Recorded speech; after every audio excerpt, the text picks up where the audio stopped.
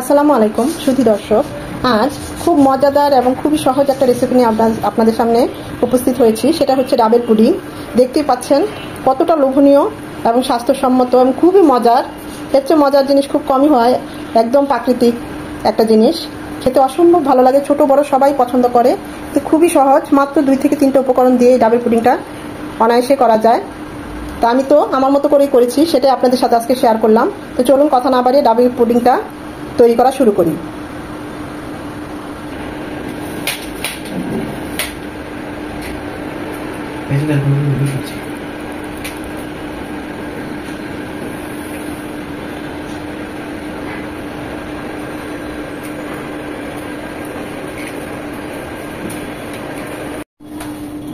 ডাবের পুডিং করার জন্য আমাদের এরকম একদম ফ্রেশ এরকম বড় সাইজের 2টো ডাব নিয়েছি। ডাব লাগবে, এভাবে ওইখান থেকে কাটিয়ে নিয়েছি। এখন এখানে ফুটা করে বলেই এনেছি যে ভিতরে যেন পাতলা একটা লেয়ার থাকে, তাই আমাকে বেছে বেছে এরকম ডাব 2টো দিল।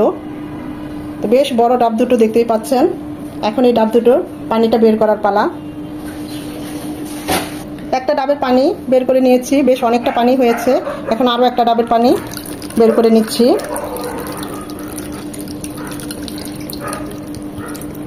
বলেই দিয়েছে অনেকটা পানি হবে। হ্যাঁ, অবশ্যই পানিটা ছেঁকে নেবেন, কারণ ডাবের ভিতরে যে অংশগুলো থাকে ছোট ছোট সাদা, সেটা বের হয়ে যাবে।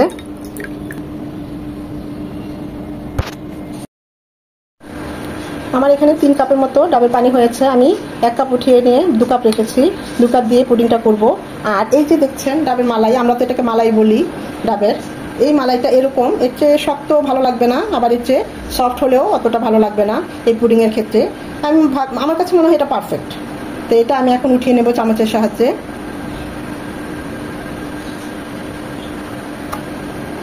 চেষ্টা করবেন একদম ফ্রেশ ডাব নিতে, আর একটু মিষ্টি, পানিটা যেন মিষ্টি হয়। আমার এই ডাবের পানিটা অসম্ভব মিষ্টি, পরিচিত ছিল বলেই এনেছি যে আমি কিন্তু একটা কাজ করব। তো তখনই বলে ফেললো যে পুডিং করবেন, আমি বললাম হ্যাঁ। তো উনি বেছে বেছে এভাবে দিল। খুব আস্তে আস্তে এটাকে উঠিয়ে নেব, এই মালাইটাকে। খুব বেশি শক্ত হয়ে গেলে উঠাতেও কষ্ট, অতটা টেস্ট হয় না।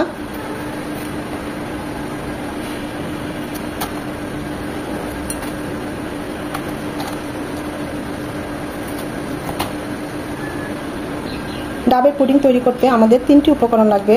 আগার আগার পাউডার, ডাবের পানি, আর এই মালাই, ডাবের মালাই। আমরা তো এটাকে মালাই বলি, এখন কে কি বলে জানি না। তো পুরোটা উঠাতে পারিনি, এভাবে একটু ভেঙে ভেঙে গিয়েছে। যতটুকু পেরেছি উঠিয়ে নিয়েছি, ফ্রেশ করে নিয়েছি। চেষ্টা করবেন ডাবের এই পিছনের অংশে যে এরকম যে এটা থাকে, এটা যেন না থাকে। এটা একদম নিট অ্যান্ড ক্লিন থাকতে হবে, তা না হলে কিন্তু পুডিংটা খেতে ভালো লাগবে না, মুখে দিলেই লাগবে। যতটুকু একদম ফ্রেশ এবং সফট জিনিসটাই চেষ্টা করবেন নিতে। এখন এই মালাইগুলোকে আমি এরকম চিকন চিকন করে কেটে নেব। এটা চাইলে আপনারা খাস দিয়ে ছোট ছোট ফুলে আকৃতি করতে পারেন, যে যেভাবে করে।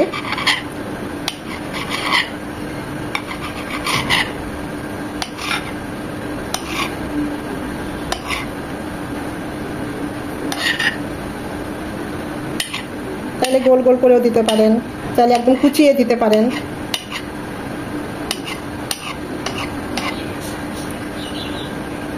যে পাত্রে পুডিংটা তৈরি করব ওই পাত্রে ডাবের পানিটা ঢেলে নিচ্ছি। দিয়ে দিচ্ছি 1 টেবিল চামচ আগার আগার পাউডার। চেষ্টা করবেন পরিমাণের চেয়ে একটু কম দিতে, তাহলে পুডিংটা সফট হবে। খুব ভালোভাবে মিশিয়ে নেব। এখানে আমি 1.5 চামচ চিনি নিয়েছি, কিন্তু এটা আমি দেবো না। আমার ডাবের পানিটা যথেষ্ট মিষ্টি, চিনি ছাড়াই আমার ভালো লাগে, তাই আমি এটা দিচ্ছি না। আপনাদের ডাবের পানির মিষ্টির পরিমাণ অনুযায়ী, বা যারা একটু মিষ্টি পছন্দ করেন পুডিংয়ে, তারা 1.5 থেকে 2 চামচ চিনি দিতে পারেন। চুলায় চলে এসেছি, খুব বেশি জাল করার দরকার নেই। 1 থেকে 2টা বলক আসলেই, মানে 2 থেকে 3 মিনিট একটু ফুটিয়ে নিলেই হবে। এটাকে জাল করে একদম কমিয়ে নিতে হবে এমন কোনো কথা নেই। দেখবেন আস্তে আস্তে নাড়তে নাড়তে এটা ঘন হয়ে এসেছে। একটা বলক আসলেই আগার আগার পাউডারটা যেন ভালোভাবে ডাবের পানির সাথে মিশে কুক হয়ে যায়, সেজন্য খুব ভালোভাবে একটু পরপর নেড়ে দিবেন। এরকম আর একটা বলক আসলে আমরা এটা নামিয়ে নেব। চাইলে এখনো নামিয়ে নিতে পারেন।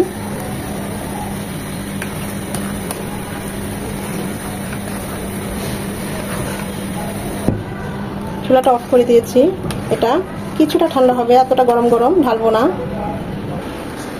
একটা ট্রান্সপারেন্ট পাত্র নিয়েছি, এই পাত্রে পুডিংটা ভরবো। আমি এখন ডাবের পুডিংটা ঢেলে দিচ্ছি। এটা কিন্তু খুব বেশি গরম না, আমি মিনিমাম 8 থেকে 10 মিনিট ঠান্ডা করে নিয়েছি, তারপরে দিচ্ছি। আর সাথে দিয়ে দিচ্ছি যে নারকেলগুলো চিকন চিকন করে ফালি করে নিয়েছি, মানে মালাইগুলো।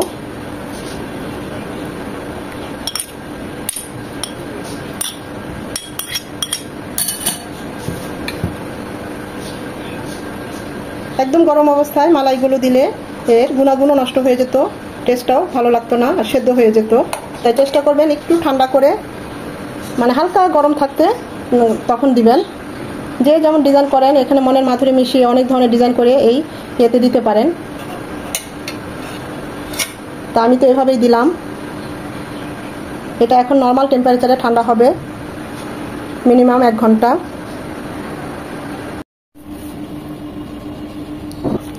ডাবের পুডিংটা একদম জমে গিয়েছে। 15 থেকে 20 মিনিটের বেশি সময় লাগে না এই পুডিংটা জমতে, আর ছোট হলে তো আরও কম সময় লাগে। তা আমি এখন এভাবে হাত দিয়ে একটু চেপে করে নেব। চাইলে আপনারা ছুরি দিয়েও সাইজগুলো আমরা যেমন ওই পুডিংয়ের ডিমের পুডিং এগুলো যেমন বের করি ওভাবে কেটে নিতে পারেন সাইডগুলো, কিন্তু দরকার হয় না। এভাবে একটু চেপে চেপে নিলেই দেখতেই পাচ্ছেন এটা খুলে যাবে। এখন এরকম একটা পাত্র নিয়েছি,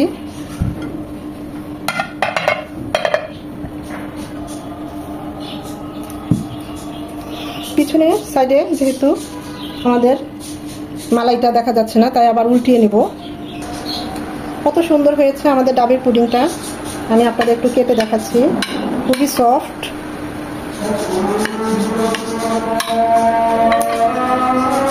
এটা কাটতে কিন্তু অনেক মজা লাগে, দেখতেই পাচ্ছেন কতটা সুন্দর হয়েছে।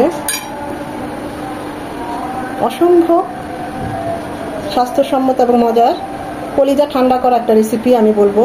এই গরমের দিনে বা ইফতারে, যখন আমরা ইফতার করি রোজার মাসে, তখন এই ধরনের একটা রেসিপি থাকলে কিন্তু খুবই ভালো লাগে।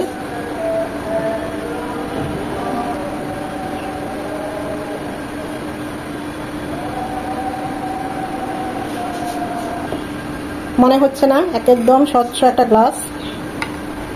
খেতে অসম্ভব মজার, কিন্তু খুবই সহজ বানাতে। এর চেয়ে সহজ রেসিপি আমার মনে হয় না আর আছে, যে কেউ বানাতে পারে। আর খেতে অসম্ভব মজার, দেখতেই পাচ্ছেন। আমি একটা কেটে দেখাই আপনাদের। অসম্ভব মজার এই ডাবের পুডিংটা। এখানে চাইলে আপনারা ফ্রুটসও দিতে পারেন। এই আমি যে মালাইটা দিয়েছি সেখানে মালাই না দিয়ে আপনাদের পছন্দ অনুযায়ী ফ্রুটস কেটে দিতে পারেন। যে যেভাবে আসলে ডেকোরেটটা করে, যার যেমন পছন্দ, যার যেমন রুচি, মনে মাধুরী মিশিয়ে এটার ভিতরে আপনারা এই ধরনের ফ্রুটস বা আরও ডিজাইন করে এই মালাইগুলোকে দিতে পারেন, সেটাও খুব সুন্দর দেখায়। তা আমি এভাবেই সিম্পলভাবে করেছি। একটা লাইক দিবেন, কারণ এই লাইকটা পরবর্তী ভিডিও করতে আমাকে উৎসাহিত করে, সাহায্য করে। ফ্রেন্ডস অ্যান্ড ফ্যামিলির মাঝে বেশি বেশি করে শেয়ার করে দিবেন। আর এখনো যারা আমার চ্যানেলটা সাবস্ক্রাইব করেন নাই, অবশ্যই আমার চ্যানেলটা সাবস্ক্রাইব করে পাশে থাকবেন। আর যারা সাবস্ক্রাইব করেছেন তারা অবশ্যই আমার ভিডিওগুলো দেখবেন, দেখে লাইক দিবেন, কমেন্ট করবেন। অনেকেই আছেন সেই যে সাবস্ক্রাইব করে রেখেছেন আর ভিডিওগুলো দেখেনও না, চ্যানেলটাই আর অন করেন না। তো তাদের উদ্দেশ্যে আমার রিকোয়েস্ট থাকবে আপনারা ভিডিওগুলো দেখবেন, আর অবশ্যই অবশ্যই লাইক কমেন্ট শেয়ার করে দিবেন। আজ এই পর্যন্তই।